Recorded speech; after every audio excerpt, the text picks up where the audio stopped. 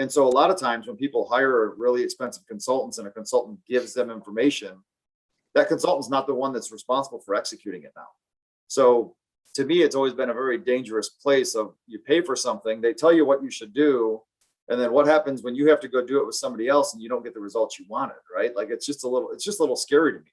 I've also had people ask me and say, well, if you're doing the consultancy work, aren't you going to make it advantageous to like fit in your network or whatever? And my answer is no. I will literally show people, here's what, look, if it tells me that Indianapolis, in a lot of my studies, it does. We have warehousing in Columbus and Redlands are the two main locations.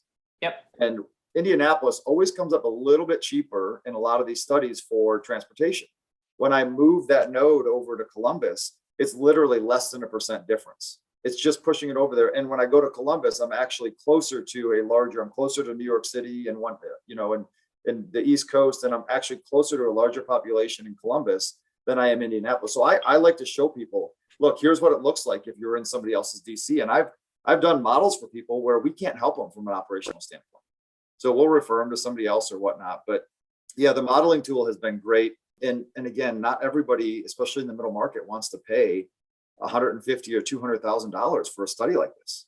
And we can give them really good, fairly accurate results in a much shorter time frame, just depending on the data, 4 to 6 weeks. If I have really clean data, I can churn one of these things out in a week. It just depends on how complex the study is.